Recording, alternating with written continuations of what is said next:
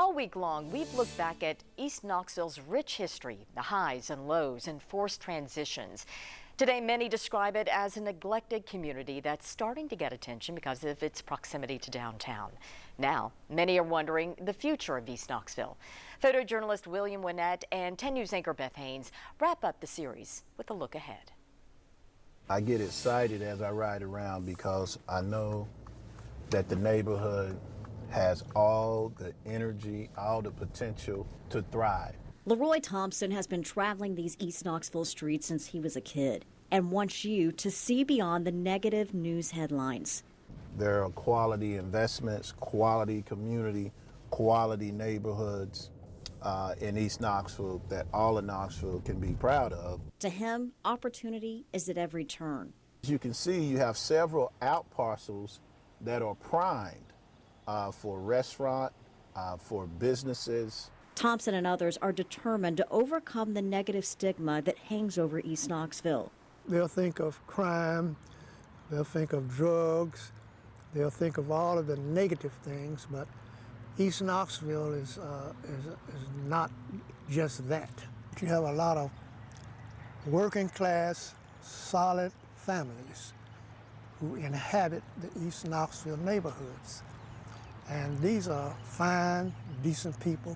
We don't have a lack of vision and talent in the black community. The violence is not a black people problem, it's a poverty problem. Our issues are resources. Dr. Nkesha Alameen is the founder of The Bottom, a creative community building and cultural space. My vision is for black folks to feel at home, to feel safe, to feel seen, and to feel welcome at The Bottom.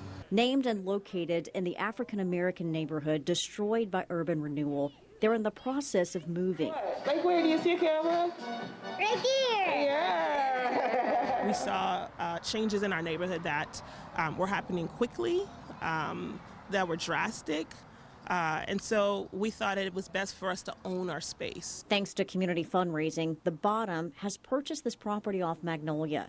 We're excited to be in the black neighborhood. We want to show self-determination is really one of the tactics that can stop that cycle and the curse of urban renewal. However, they fear history's already repeating itself. And all of the changes that are happening, the streetscapes, all of those things they're not of our community, they're not for our community. New businesses are starting to pop up on Magnolia, along with for sale signs. We need some good housing stock.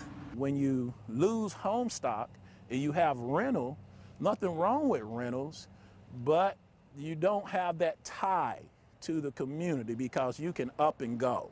Longtime community leader and former lawmaker Robert Booker believes a new baseball stadium would get Knoxville on base, especially with jobs. Every politician in the black community who runs for office says we need jobs. And that's the only way to create jobs. The city doesn't create jobs, the county doesn't create jobs, but with our tax monies through the city and county, they can invest with private people and give us those jobs at that stadium. Thompson agrees if the East community benefits. And are we just going to transition that in and make it for the haves, right in the very community where the have-nots were?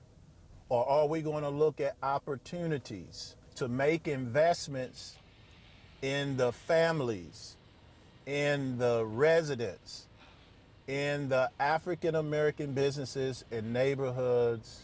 Steve Davis, the president of GEM Community Development Group, is committed to the latter, and for him, it's personal. The impact that we can have on my mother's neighborhood, on that East Knoxville corridor, is why I have to be a part of it.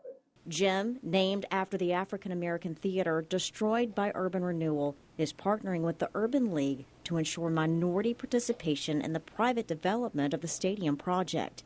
I'm looking forward to jobs, to the benefits, businesses, a vibrant community where East Knoxville can participate and will not be left out. I think that the folks who are making that investment understand that and will do the right things so that historically it can be one of the pillars that perpetuates the change of economics and helps it for black and brown people in Knoxville, Tennessee.